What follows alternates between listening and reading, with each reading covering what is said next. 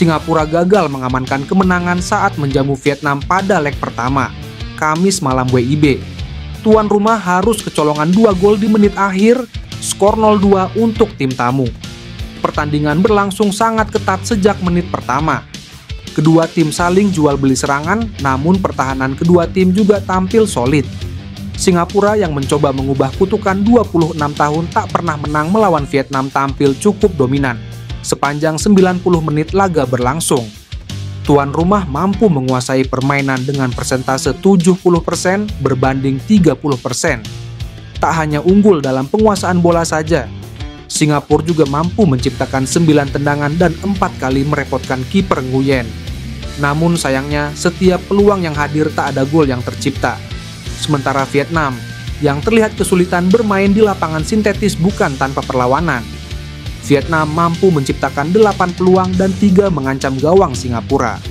Di penghujung laga, petaka akhirnya datang ketika Shakir Hamzah melakukan handball di area terlarang.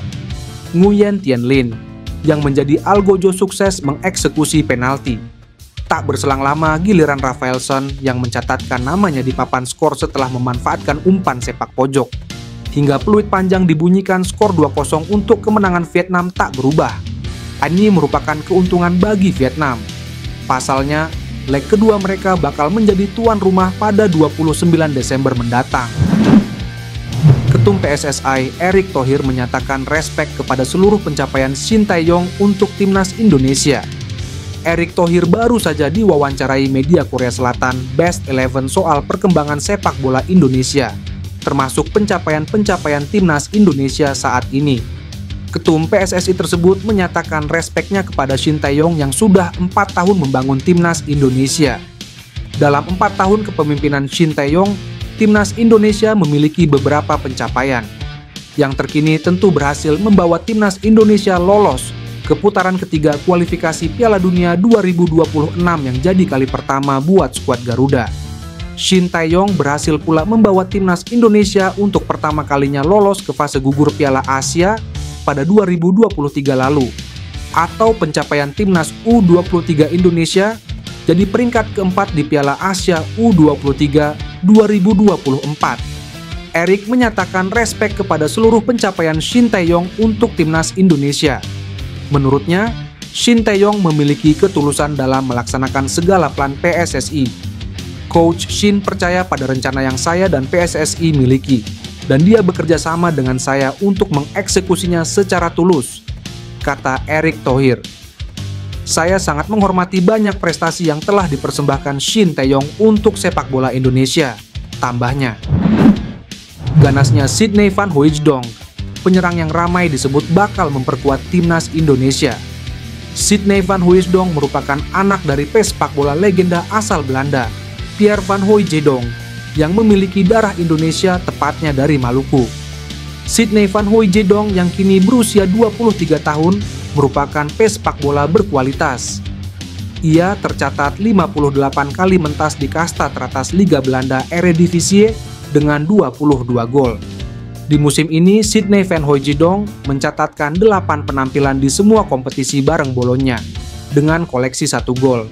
Sydney Van Hooijdonk juga memiliki 2 caps bersama timnas Belanda U21 yang mana itu membuktikan pemain yang satu ini bukanlah pesepak bola sembarangan. Lantas, dari mana isu Sydney Van Hooijdonk bakal dinaturalisasi menjadi WNI? Kabar itu beredar setelah staf ahli Kemenpora RI, Hamdan Hamedan, mengatakan ada satu pemain grade A yang berkeinginan membela timnas Indonesia. Ia mengatakan sang pemain membela salah satu klub terbaik di dunia. Ada pemain grade A yang saya sampaikan, bermain di salah satu klub terbaik di dunia. Saya akan tunjukkan pesan WhatsApp-nya. Dia ingin membela Indonesia, kata Hamdan. Setelah pernyataan di atas, banyak akun fanbase sepak bola Indonesia yang menyebut Sydney Van Hooijdonk sebagai sosok yang dimaksud Hamdan Hamedan. Ketua Umum PSSI Erick Thohir membeberkan peluang timnas Indonesia lolos ke Piala Dunia 2026. Hal itu diungkapkan Erick dalam wawancara eksklusif bersama media Korea Selatan Best 11. Dalam video yang diunggah di akun Instagramnya pada Rabu, Erick Thohir mengungkapkan kepada Best 11 soal peluang Indonesia lolos ke Piala Dunia 2026. Piala Dunia kita punya sisa 4 pertandingan. Kami fokus menghadapi 4 pertandingan. Karena untuk lolos harus menjadi nomor 2 di grup, atau kamu harus melewati playoff jika peringkat 3 atau 4. Ucap Erick Thohir. Erick Thohir pun berpesan bahwa para pemain timnas Indonesia harus bersatu kembali dan siap bertarung lagi di kualifikasi Piala Dunia 2026. Timnas Indonesia kini menempati peringkat ketiga, grup C ronde ketiga kualifikasi Piala Dunia 2026 dengan mengemas 6 poin dari 6 pertandingan yang dijalani. Tim asuhan Shin Tae-yong ini masih memiliki 4 pertandingan di babak ketiga kualifikasi Piala Dunia 2026. Indonesia masih akan menghadapi Australia pada 20 Maret 2025 mendatang. Kemudian timnas Indonesia akan menjamu Bahrain pada 25 Maret 2025. Lalu Indonesia akan menjamu Cina pada 5 Juni 2025. Sedangkan di laga penutup Indonesia akan menghadapi Jepang pada 10 Juni 2025. Dalam wawancara bersama Best 11, Erick Thohir juga mengungkapkan bahwa PSSI juga sedang mempersiapkan timnas Indonesia muda untuk lolos ke Olimpiade.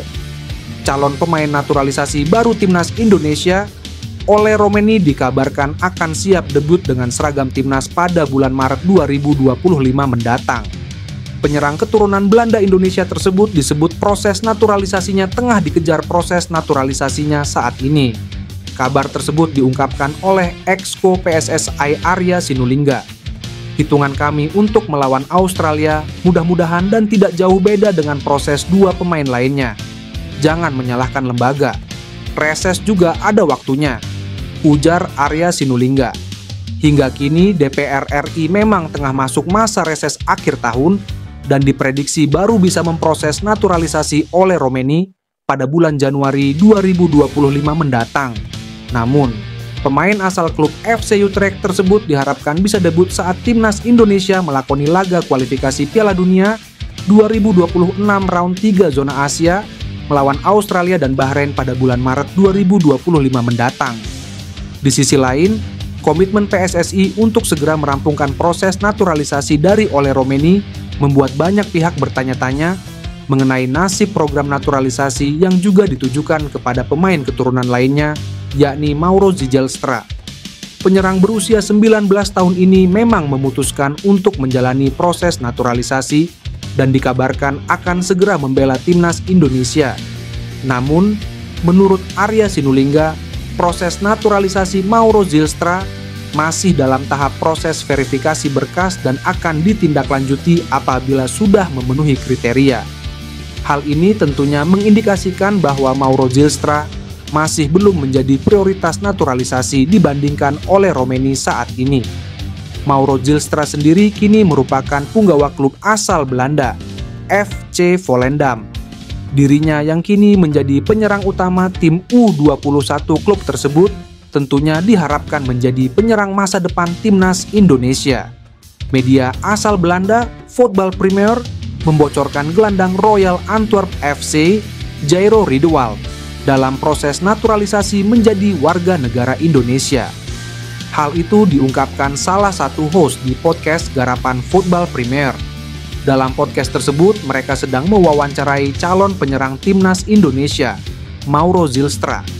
Sang host pun berkata bahwa bukan hanya Mauro Zijlstra yang dalam proses naturalisasi menjadi WNI, tapi ada juga Jairo Riedewald.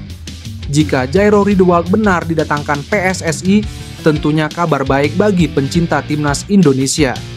Dalam pola 3-4-3 racikan Shin Tae-yong, Jairo Riedewald dapat membantu kinerja Tom Hae secara maksimal di lini sentral. Ketika Tom Hae difokuskan mengalirkan bola ke depan, Jairo Riedewald dapat memainkan peran kotornya sebagai tukang jagal. Secara pengalaman, pemain 27 tahun ini tak perlu diragukan. Ia sempat membantu Ajax Amsterdam juara Liga Belanda 2013 sampai 2014. Jairo Riedewald juga sempat 7 tahun berkarir di Premier League bersama Crystal Palace. Jika dibutuhkan, Jairo Riedewald juga dapat diandalkan sebagai gelandang. Jairo Ridwal juga sudah melempar kode di akun Instagramnya. Ia memberi kode dengan menaruh bendera Indonesia di bio Instagramnya. Karena itu, menarik menanti gebrakan PSSI selanjutnya.